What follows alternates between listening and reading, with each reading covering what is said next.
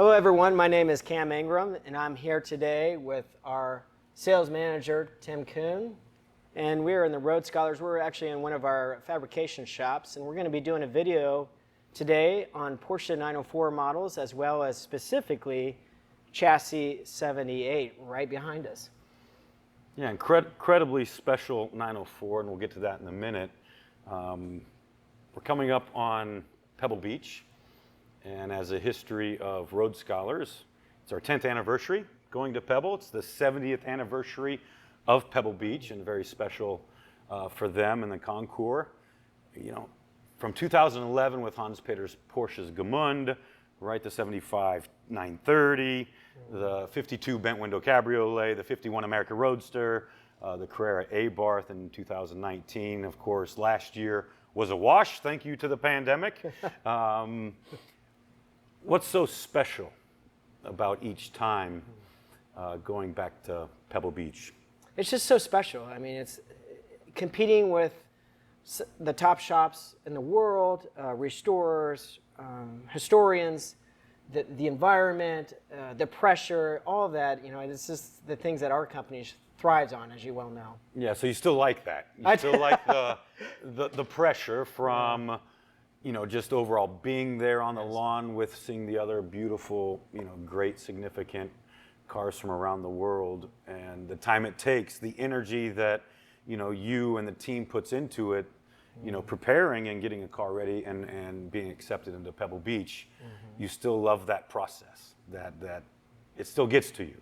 I do. I think, you know, we talk about the long hours that we work every week here, you know, and we joke about it, but we thrive on it. You know, preserving history, preserving legacy, it's become our company motto. Really is, so if you're going to do something, do it extremely well and devote yourself 100% to it. And we talk about championship goals in the shop, and we love, again, going to Pebble Beach is the road to Pebble, as we say, is such a fantastic journey. And I think as we've matured as a company, and of course we haven't always placed first there, we've podium and second and third.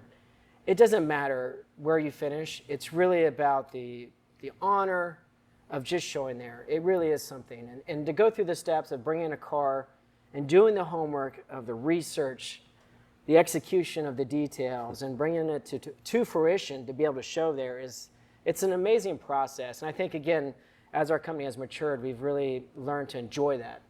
Yeah, certainly a great honor, yeah, right, at the end of the day. We're fortunate here at RoadScholars. I look around the room and I see a couple 550s, a 59 Carrera Speedster, a couple other Speedsters, an RSR, a lot of favorite Porsches in this room, right? When you ask the question to a lot of Porsche enthusiasts, oftentimes their answer is, hands down, 904. Right. What's the significance for Porsche, just the 904 in general, and its kind of lineage, you know, from back in, basically starting in '63? You know, the 904, it is widely recognized among Porsche enthusiasts, connoisseurs, as being one of the most, and outside of the Porsche world, as being one of the most beautiful sports cars ever made, designed. And I think a big reason of that, going back into how the Porsche 904 model came to fruition, is the 1962, the FIA decides to release the new specifications and class regulations for the GT, Gran Turismo class. And Porsche, coming off the not so successful run in Formula One with the 802 program, is looking back into what GT racing did for them as a brand, as marketing exercises. The success they had, ironically, with the model we're familiar with, the Carrera Abarth GTL, those 20 chassis numbers had a really great run for a number of years of their interpretation of the GT rules. So they were able to very quickly come up with a game plan in a very succinct matter of time to produce the 904 based on having to produce 100 cars for homologation purposes. What makes chassis 78 so special and worthy of such a high level process and restoration? Also, well, so many reasons. You know, I was just thinking about, before, I'd be remiss if I didn't mention, you know, the 904 is one of those rare models in automobile history that was really penned and designed by one person. And again, I'd be remiss if I didn't mention F.A. Ferdinand Alexander Porsche, the son of Ferry Porsche. He's in design school. He kind of drops out of design school in Port in Germany and joins the department. If you can imagine, this guy pins 2 cars by himself. The 904 and, of course, the 901, which became the 911.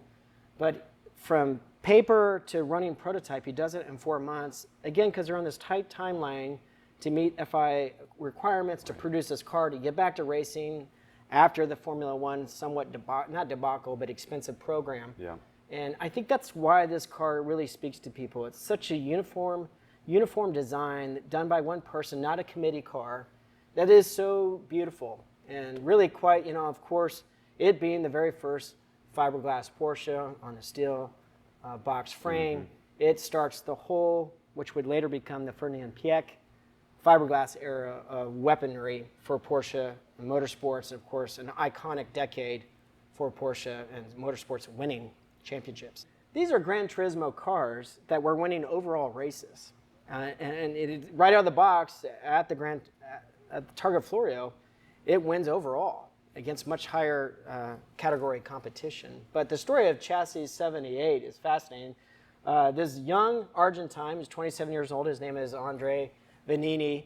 His father's name is Don Pepito Vanini, that's his nickname, but he's the importer for Argentina for Motor Guzzi motorcycles and, of course, Alfa Romeo. And he's this character, he's this larger-than-life, charismatic man, total energizer bunny. And his son grows up racing motorcycles. He grows up racing Alfa Romeos, Giuliettas, etc. And quite good. Not just a guy's son that's in the industry. He's actually really good in winning races all through South America and Argentina, Buenos Aires. So you can imagine, through his father, he decides, I'm going to buy a brand new 904 Carrera GTS. And I'm going to race World Sports Car Championships races, the biggest races on the planet. And they buy the car in April, and 2 weeks later, he and this guy named Bruno Deserti race the Targa Florio. That's amazing.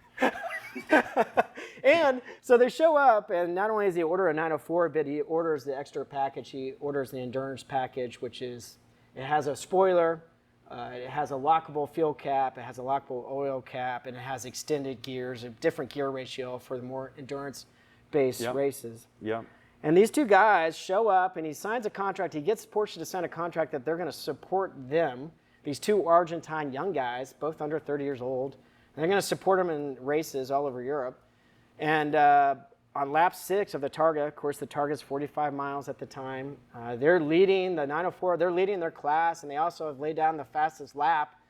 And they have an incident, unfortunately. They go off track, and they're retired from the race. But they send the car back to Porsche, and they repair it there. And as we'll talk about in a later video, we saw the repair evidence and decided to keep it, and that's something we'll get to address on the next video. Yeah, for sure, and along with all those small details and the minutia of, how they were all different, right, and what this car was delivered with and how it was campaigned back in the day, like the lockable center cap and the spoiler and all that good stuff. Yeah. And we'll leave that for Danny and let him, get in on that, and the guys that have actually done the work. Yeah. But so after the Targa and that great story, I wasn't aware of the motorcycles and all that as a motorcycle fan.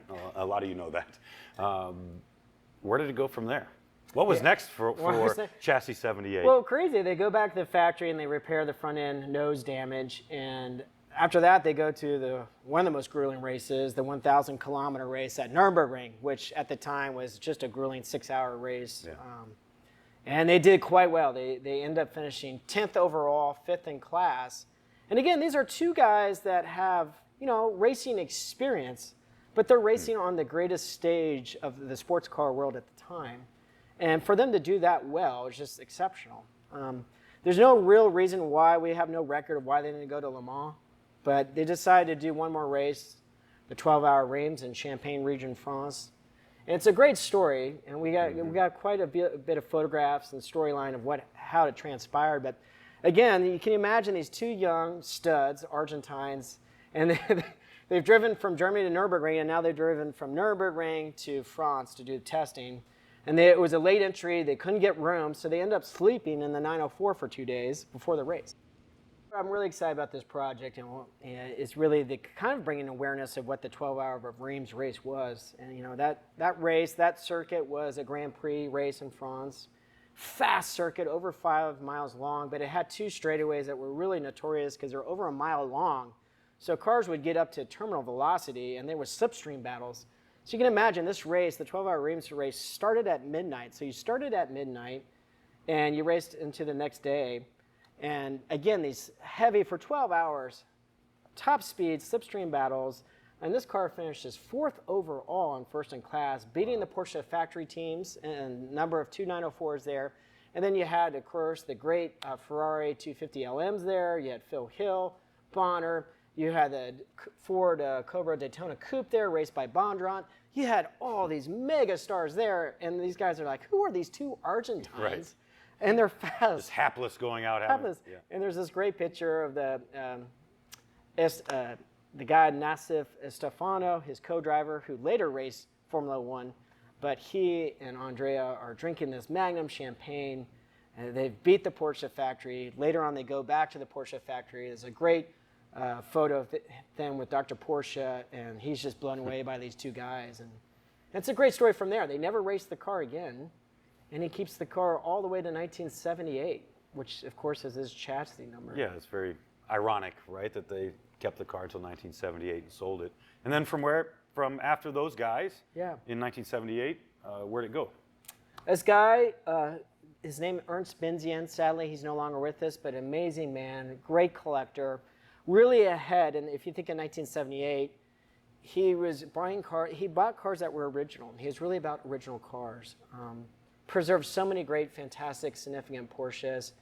And he had the car repainted in late 90s by the Paterak brothers, I believe. Mm-hmm. And that's why we have gone back and restored it, because it was a little bit, base coat, clear coat. We now have it in single stage silver metallic. Yeah. But great guy. And then our family bought the car in 2011 at the Porsche Race Car Classic, which was a phenomenal event in Monterey.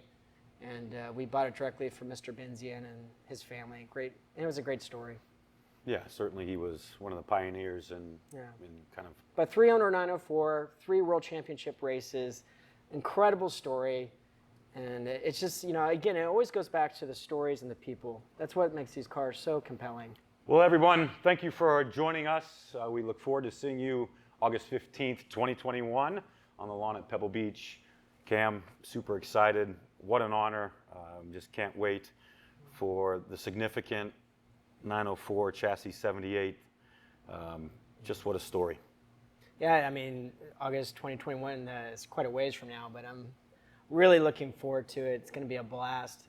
It's such an honor to compete there, and really look forward to, if you're there, please come say hi to us. It's always a pleasure to interact with people and talk about the restoration. Yeah, at the end of the day, that's what it's all about. That's what it's all about.